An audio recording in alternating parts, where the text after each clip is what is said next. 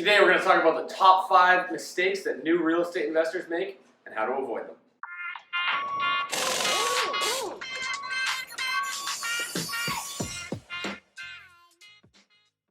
What's going on, guys? Ryan here, Director of Operations at Baselli Brothers Real Estate. Today we're going to be discussing the top 5 mistakes that new investors make when they start investing in real estate. And more importantly, how you can avoid them. When getting started investing, you simply don't know what you don't know. You can spend all the time in the world trying to educate yourself and plan for everything that might go wrong.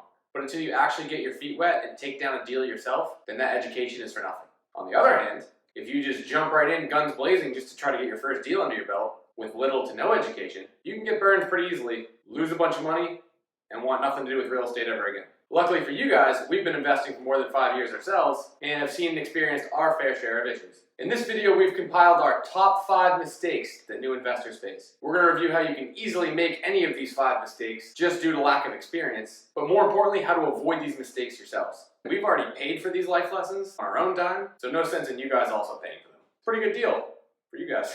That's why we have stories paired with a lot of these, because unfortunately, they come from personal experience.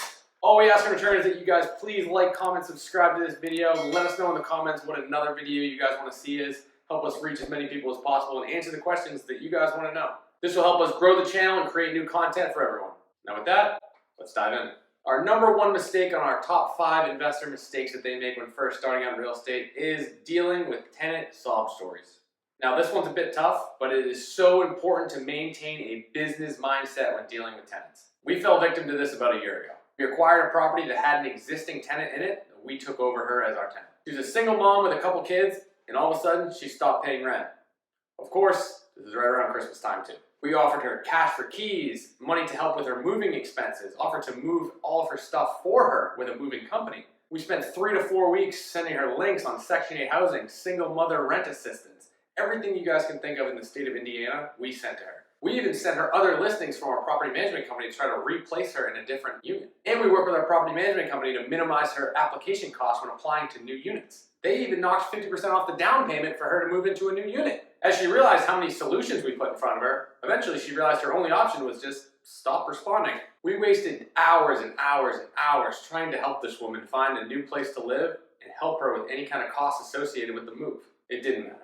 The reality of the situation is, she's a professional tenant, she knew exactly what she was doing, and she was going to ride out the free rent for as long as she physically could. We wasted nearly 2 months before starting the eviction process, and then that starts a 30-day window of when we can actually get her out of the property. Our hearts, we really wanted to help this woman, but it was a bad decision as a business. Your real estate is an asset and a business, and you have to treat it as such. Do not let emotions cloud your judgment. Now, this was an inherited tenant, so I guess tip number 1 is be careful when inheriting tenants, but if you're buying a good property that has a tenant in it, you're more looking at the asset than the tenant themselves, so you're going to need to weigh the pros and cons of that. But when you are placing a tenant, you have to have very strict minimum income, credit history, and rental history criteria that you stick to and you never waver from. These are your standards. They're your standards for a reason, so keep them. Now, this criteria will be specific as you go market to market. Obviously, your income is going to be different in Boston as it is in Arkansas. So it's going to be very different depending on the area that you're investing in. So check with your property management company and they should have the acceptable range that you should be accepting in that specific market. Don't lower those standards for anyone. A bad tenant can quickly turn your asset into a liability. Now, outside of dealing with tenant sob stories, the single biggest mistake investors make, especially new ones, is overpaying for a property. Picture this.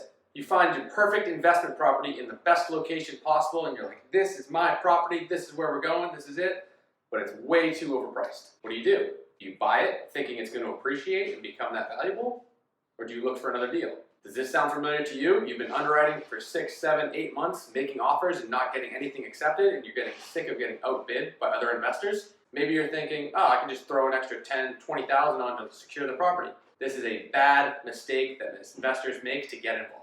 You might be tempted to go for it, but here's the thing. Overpaying for a property just to buy the property is not a good thing for you as the investor. You make your money on the purchase of the property, not on the sale. First-time investors often get caught up in the excitement and end up competing with other investors, and eventually end up overpaying for the property. Always stick to your budget and your plan and don't let emotions cloud that. Now, the final 3 big mistakes that new investors make when investing in real estate are all related to underwriting. Now, if you don't know what the underwriting process is for a single family home, please check out this video. It's a whole in-depth look of how to analyze the property, start to finish. Please check it out, it's a great video. But for this high level, it's basically your initial steps of verifying the property will work for you.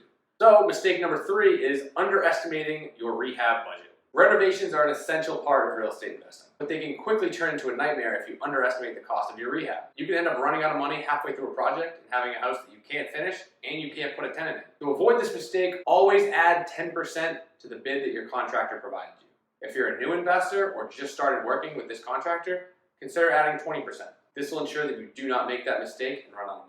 You can do all the due diligence in the world in a property, walk through every nook and cranny of a house, but you will never be able to see the subflooring, the studs behind the drywall, or things like that until you start ripping the house apart. There's always going to be things that come up over the course of a rehab. I don't think we've ever had a project come in both under time and under budget.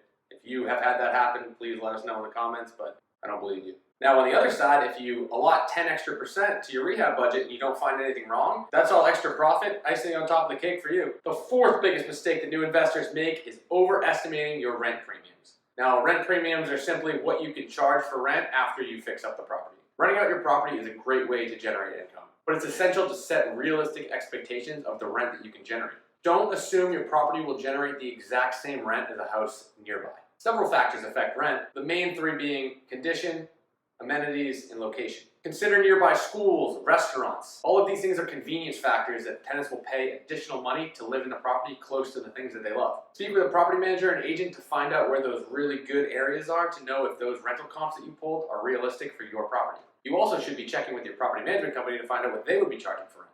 And finally, the 5th biggest mistake that we see new investors making is ignoring holding costs of a project. So you've purchased a property and budgeted for your rehab, but that's not all the expenses you're going to see over the course of the project. Holding costs can add up quickly and catch you off guard. Remember, you have to account for the taxes, the insurance, and the utilities throughout the entire length of the project. Also, a big one people forget about is lawn care. The yard needs to look good if you're going to sell or rent out the property. What about the financing costs? Unless you're buying a property in all cash, there's probably going to be some sort of interest payment to a hard money lender or your investors that you're going to need to pay. Also, something to keep in mind is that your taxes may be reassessed on the sale of the property, so your underwriting that you did for the taxes before may not be the full number that you're expected to pay. Make sure you think long and hard about any kind of holding costs associated with the property because you're going to be the one stuck paying for it. If you can avoid these 5 mistakes in your real estate investing journey, you will be a successful real estate investor. And that's going to do it for this one, guys. Again, I'm Ryan. Please like, comment, subscribe to this video. Head over to our website, VasiliBrothersRE.com. Subscribe to our newsletter for all things real estate and investing. As always, 100% free. Please help us reach as many people as possible. That's going to do it for this one. Take care. I'm going. Bang, bang. Boom, boom, boom, boom, boom. We need to, I feel like we want some more substance in Landscaping. okay, no. Back to that.